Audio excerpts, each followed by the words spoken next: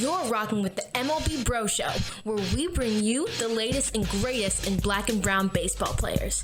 Lock in with the Gambler, D-Grub, and Crit. Let's get it. The 7 deadly venoms of all pros, MLB bros coming to Los Angeles. Isn't it so scandalous? 4 starters who bang the ball harder, giving love to the baseball thugs, the forefathers who mug the wall, robbers of home run balls and rawhide swatters, the base swipers, diamond igniters, Aaron Judge drilling shots at the top of the league. He wants the guap and some championship rings, his underrated running mate. All he does is rake. Giancarlo Stanton was once the nigga they love to hate, but now he's getting voted as a starter by the fans, an example of what we do with the bat in our hands. Tim Anderson's like the man with a brand plus a base stalker, quick to flip off a tough talker in the stadium ruckus, quick with the wrist, getting hit after hit, plus his quotables are notable and simply legit. Take that, move back, catch a heart attack, cause the bros are in control and know they never lack. They're not rap singers, masters of the bat swingers like George Springer, 5'2" fools with the skills that make you drool, and we not giving 2 fucks when Byron bucks. We got Rhythm and Jazz Chisholm, the young one with the wisdom, making the Marlins better, packing the house like Coachella, and top bro flower for some years running. Mookie Betts is like an old school vehicle, he stay running, still crushing, move that man to the infield, it's still nothing. And Josh Bell got snubbed, but there's only one, and the bros topping over 100 on the gun need to get some love next season for Dr. Sticks and Jordan Hicks. Hunter Green, up and coming black aces on the scene. The Magnificent 7, we had to shout out the brethren, no soul minor game refiners with the medicine. The Midsummer Classic will be so fantastic. The bro, baby, I can't see past it. Baseball breaded, I'm headed to LA, where the Mexicans play, but the bros will rule the day when the MLB All-Stars play. We shoot up in them, deadly venom. MLBbro All-Stars. Salute.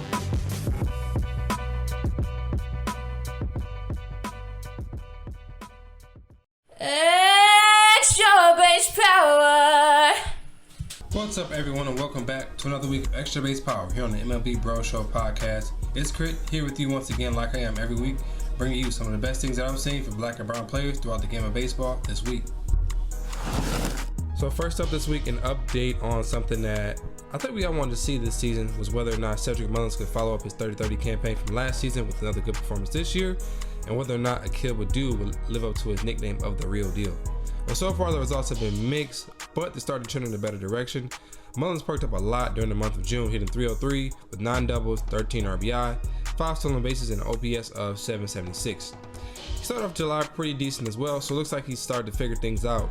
And even if the power numbers aren't there like they were last year, he's still a productive player, getting on base, stealing bases, making things happen when he's on a base pass, is going first to third, scoring from second on a single, stuff like that. So I really like where Mullins has brought his game to. As far as Baddoo goes, he struggled a bit and was sent down to AAA Toledo, the Tigers affiliate. And he struggled when he got there too. But he had a 7-game hitting streak while he was there. He hit a few home runs. So due to his recent hot streak, he got a call up to the big league club. So hopefully he's there now and he's figured things out and he can stick with the club long term. So I'm talking about the black pitchers in the league. I normally mention the starters, and rightfully so. We got some good ones. We got the young guys in Tristan McKenzie, Josiah Gray, the veterans Marcus Stroman, Fly Ty Walker. But I want to talk about a different guy right now, and that's Devin Williams, the lights out reliever for the Milwaukee Brewers. Now the next run this bro gives up will be his first in over 2 months. He hasn't allowed a run since May 10th when he gave up 3 runs on that day. He's been shut down ever since. Even more impressive, in that stretch he has 8 hits to go along with 39 strikeouts.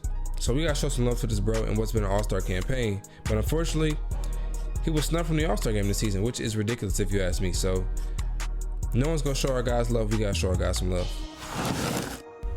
And that's all for Extra Base Power here on this week's MLBbro Show podcast. Be sure to tune in next week for more. As always, I'm Crit, thanks for listening.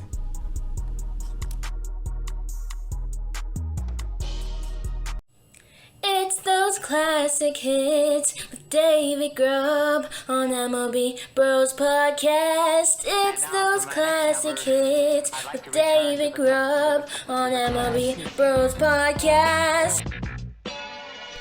What's up, everybody? You know what time it is. I'm David Grubb, and you're listening to Classic Hits right here on the MLBbro podcast. 7 bros will be representing their teams at this year's All-Star Game in LA, so I think it's a good time to go back in time to 1987 and talk about one of the greatest performances ever in the Midsummer Classic. The 87 All-Star Game lineups featured some of the very best black ball players in MLB history, with 16 combined All-Stars, including 7 starters. But the star that shined brighter than the others came off the bench that day, and I'm talking about Tim Raines, y'all. The Rock entered the scoreless ball game in the 6th inning, subbing in for Cincinnati's Eric Davis. All Raines did was go 3 for 3 with a triple, a stolen base, and 2 RBI for the National League as they won 2-0 in 13 innings. It goes without saying that Tim Raines earned MVP honors in the ball game, and Rock finished the season batting .330 with 18 home runs, 68 RBI, 50 stolen bases, and led the National League with 123 runs scored. He was also 7th in the NL MVP voting as the Expos went 91-71, finishing just 4 games back of the St. Louis Cardinals in the East standings. Nobody knew that would be the final All-Star season in his Hall of Fame career, but on that one night, Tim Raines was the best of the best. I'm David Grubb, and this has been another Classic Hit. Big.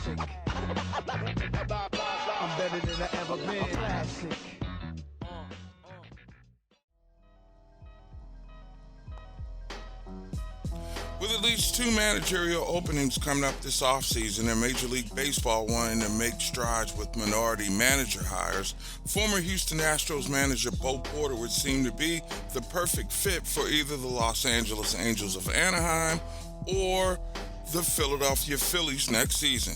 Porter has more than paid his dues and has proven that he's one of the great talent developers for teams that win championships. His thumbprint was left all over the Miami Marlins, the Arizona Diamondbacks, the Washington Nationals, the Atlanta Braves, and as manager of the Houston Astros.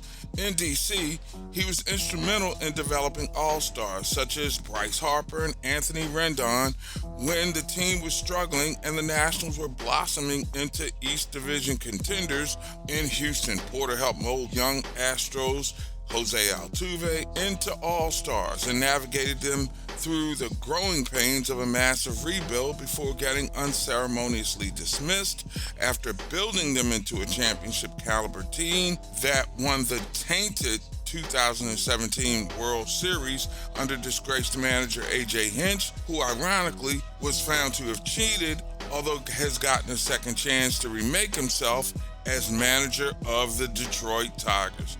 Porter basically had to babysit that H-Town rebuild without any real talent to work with and wasn't given an opportunity to finish the job. He is considered one of the bright minds in the game and has the ear of Major League Baseball when it comes to improving the game as the league's director of teaching while running his own baseball youth academy. Despite his pedigree and accomplishments, Bo Porter is still waiting to manage a team of his own. If baby boomers such as Tony La Russa can get another bite of the apple, and he already has relationships with Harper in Philly and Rendon in SoCal, maybe, just maybe it's time for Bo Porter to take his swings again as the voice of a new generation. I'm Mark Gray for MLBbro.com. That concludes another episode of the MLBbro Show podcast mixtape for this week. Remember, we will gladly pay you on Tuesday for an MLBbro doubleheader today. The heart of the game lies in the diversity of the game and the spirit of black baseball that dates back to the Negro Leagues. I, the Gambler, your friendly neighborhood diamond checker, making sure that you stay on top of the game and in touch with the soul of MLB. See you next week, ladies and germs. We out of here. Drop the mic, please.